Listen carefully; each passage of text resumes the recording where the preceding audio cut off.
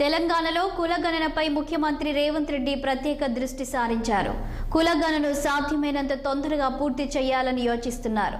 ఈ దిశగా ఆయన అడుగులు వేగంగా పడుతున్నాయి. ఈ అసెంబ్లీ బడ్జెట్ సమావేశాల్లోనే తీర్మానం ప్రవేశపెట్టాలని నిర్ణయించినట్టు తెలుస్తుంది. సీఎం రేవంత్ రెడ్డి ఈ ప్రక్రియ మొత్తాన్ని బీసీ సంక్షేమ రవాణా శాఖ మంత్రి పొన్నం ప్రభాకర్కు అప్పగించారు. బిల్లు ముసాయిదా తయారీ బాధ్యతలను ఆయన నిర్వర్తించనున్నారు.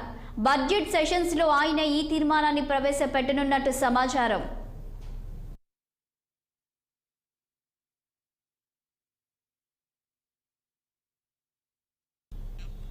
ఇక అసెంబ్లీ బడ్జెట్ సమావేశాలను ఫిబ్రవరి 2వ వారంలో నిర్వహించడానికి రేవంత్ సర్కార్ ఏర్పాట్లు చేస్తుంది. వచ్చే నెల 11న కేంద్ర ప్రభుత్వం పార్లమెంటులో బడ్జెట్ ప్రవేశపెట్టనుంది.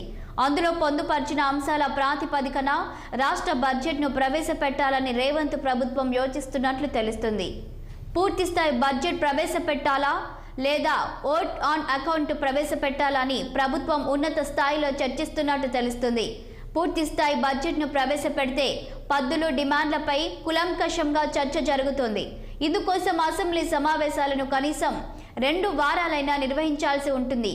ఒకవేళ ఓట్ ఆన్ అకౌంట్ ప్రవేశపెడితే సమావేశాలు 4-5 రోజులకు మించి ఉండకపోవచ్చని తెలుస్తోంది.